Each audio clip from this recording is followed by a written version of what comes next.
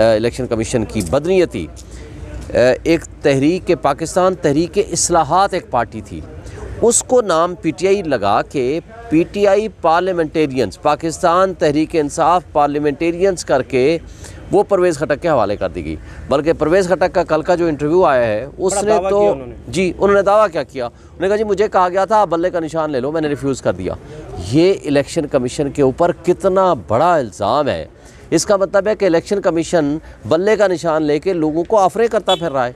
इसके बावजूद कि हमारे खिलाफ फैसला तो परसों आया ना, 3 दिन पहले आया, लेकिन उससे पहले यानी इसका मतलब है कि उनको निशान की आफरें हो रही हैं। तो इससे ज़ाहिर होता है कि वो सिर्फ बदनीयती पे मबनी फैसले करना चाहते हैं। वो ऐसे लोगों को फैसिलिटेट कर रहे हैं जो सियासी बोने हैं, सियासी मैदान में मुकाबला नहीं कर सकते। तो उनके पास ये एक ही ऑप्शन है कि बल्ले का निशान न दिया जाए, और दूसरा ऑप्शन ये है कि इसके नतीजे में इनके यहाँ फूट पड़ेगी। तीसरा नुकसान उनको ये होगा कि जनाब रिज़र्व सीटों में इनका शेयर ख़त्म हो जाएगा, क्योंकि 4 सीटों के ऊपर 1 सीट मिलती है।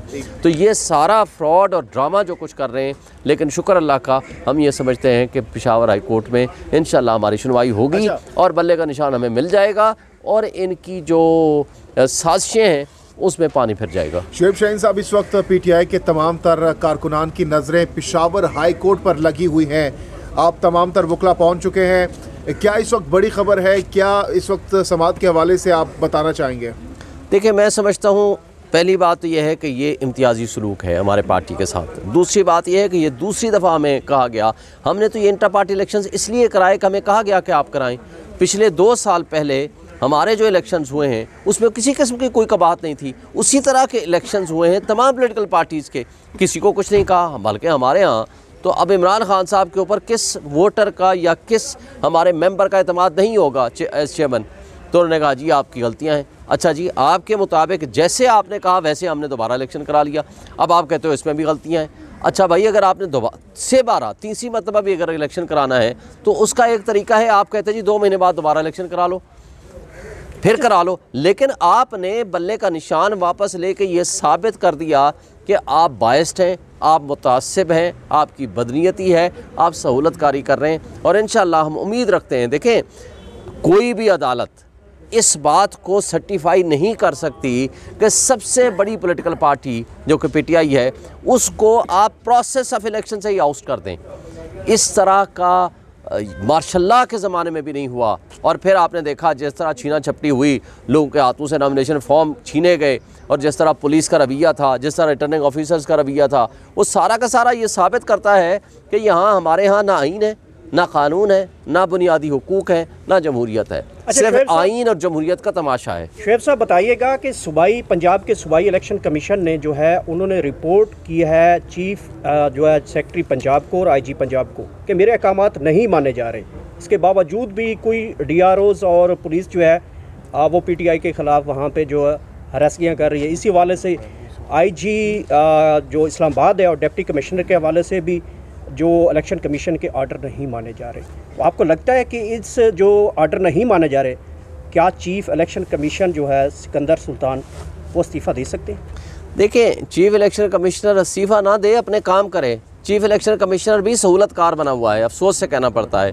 ये सबसे बड़ी कॉन्स्टिट्यूशनल बॉडी है, इनको पावर है इनके खिलाफ डिसिप्लिनरी एक्शन ले सकते हैं, इनको पावर है इनके खिलाफ एफआईआर कटा सकते हैं, उन डीआर को तब्दील कर सकते हैं, उन लोगों को पोस्टिंग तब्दील कर सकते हैं। मेरी जो 3 दिन पहले मुलाकात हुई थी 22 को, मैंने एक बात की थी, आप आज आपके सामने सारी एविडेंस आ चुकी हैं, आप सिर्फ एक काम करें, आईजी पंजाब को तब्दील कर दें, आप आर्डर आज जारी कर दें, आपका 80 से 90% मसाइल हल हो जाएंगे। अच्छा। वो कहते हैं कि अगला आएगा वो भी इसी तरह ही करेगा। अच्छा, फिर चीफ सेक्रेटरी को आप तब्दील करें। वो जो डीआरओ आरओ जिन्होंने ये हरकतें की हैं उसको मैंने पूरा कानून पर समझाया है कि आप उनके खिलाफ डिसिप्लिनरी एक्शन भी ले सकते हैं, उनके खिलाफ एफआईआरें दर्ज करा सकते हैं, उनको जेलों में भेज सकते हैं और उनको फौरी तौर पर तब्दील करें। और उन्होंने मेरे से वादा किया था कि जो लोग मुलव्वस हैं उनको ना सिर्फ डीआरओ और आरओ से तब्दील करेंगे, जो पुलिस वाले मुलव्वस हैं उनके खिलाफ हम डिसिप्लिनरी एक्शन भी लेंगे, उनके खिलाफ क्रिमिनल एफआईआरें भी दर्ज कराएंगे। लेकिन आज तक कुछ भी नहीं हुआ, बल्कि हमारी पटिशन के ऊपर कोई आर्डर ही नहीं आया। शाम को उन्होंने हमें जवाब दे दिया कि आपसे बल्ले का निशान वापस ले लेगा। हम गए थे अपना कुछ हासिल करने, हमें नुकसान उठा करके वापस आ गए। अच्छा शुएब शाहीन साहब, ये भी कहा जा रहा है चूँकि आप इस वक्त पेशावर हाई कोर्ट में गए हुए हैं, तो बहुत से लोग ये भी कह रहे हैं कि पीटीआई ने सिर्फ पेशावर से से तो इलेक्शन लड़ना नहीं है, ना KPK से लड़ना है, पूरे पाकिस्तान से लड़ना है। तो ये पॉइंट भी रेज़ किया जा रहा है कि जुरिस्डिक्शन पेशावर हाई कोर्ट की आती ही नहीं है। तो अगर पेशावर हाई कोर्ट की जुरिस्डिक्शन नहीं आती तो उसके बाद आपके पास क्या ऑप्शंस है, कहाँ पर चैलेंज करेंगे? पहली बात तो यह है कि किसी न किसी हाई कोर्ट में हमने जाना था ना, चूँकि हमारा इलेक्शन वहाँ हुआ था, इंट्रा पार्टी इलेक्शन सूबा खैबर पख्तूनख्वा पेशावर के अंदर हुआ था और सिक्योरिटी दी थी बाकायदा इलेक्शन कमीशन ने कि जी आप जाएं वहाँ इलेक्शन कराएं।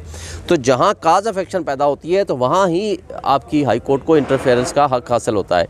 तो इसलिए हम वहाँ पेशावर हाई कोर्ट में गए और पहला फैसला भी पेशावर हाई कोर्ट ने किया, जी इनकी बात आप सुन लें।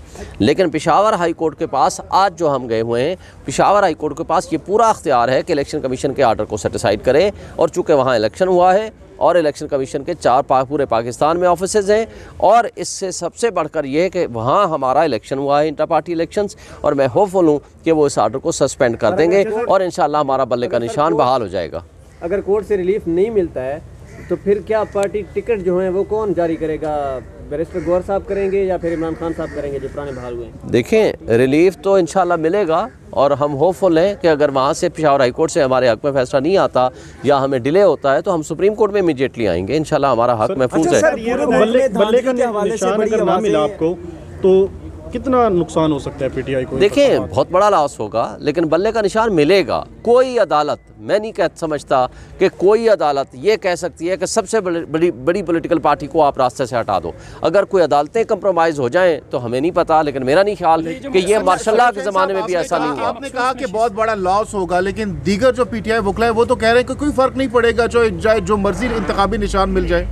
देखें, अगर आप आज़ाद लड़ते हैं तो नुकसान, अच्छा बाकी सारी चीज़ें छोड़ दें, इंशाल्लाह इमरान खान का नाम ही काफ़ी है, सबको वोट मिलेंगे, सब आज़ाद भी लड़े तो जीतेंगे। लेकिन बात आज़ादी की नहीं है, हमारा एक फंडामेंटल बुनियादी हक है, हम क्यों हासिल ना करें। दूसरी बात यह है कि रिज़र्व सीटों का क्या बनेगा? रिज़र्व सीटें हमारे हाथ से निकल जाएंगी फिर, तो इसलिए वो 70 सीटों में हमारा शेयर नहीं मिलेगा। लेकिन हम 100% होपफुल हैं, इंशाल्लाह अदालतों से हमें रिलीफ मिलेगा। ये हो नहीं सकता, ये मार्शल लॉ में भी ऐसा नहीं हुआ।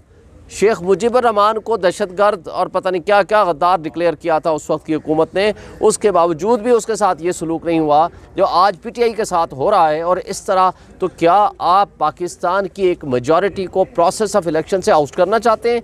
और ये कैसे मुमकिन है? फिर जमहूरियत किस चीज़ का नाम है? फिर आइन और क़ानून किस चीज़ का नाम है? अगर हम आइन पे बिलीव रखते हैं, क़ानून पे बिलीव रखते हैं, बुनियादी हुकूक पे बिलीव रखते हैं और हम प्रोसेस ऑफ इलेक्शन में जमहूरियत पे बिलीव रखते हैं, तो आपको सबसे बड़ी पॉलिटिकल पार्टी को प्रोसेस ऑफ इलेक्शन से टेक्निकल ग्राउंड्स पे आउट नहीं कर सकते। अच्छा सर, ये बताएं कि हर शख्स ये सवाल करता है कि अभी इमरान खान साहब की जो ज़मानतें हो गई थी सुप्रीम कोर्ट से, वो कब बाहर आ रहे हैं बाकी केसेस निपट के? और शाह महमूद कुरैशी साहब आज रिहा होते दिखाई दे रहे हैं आपको?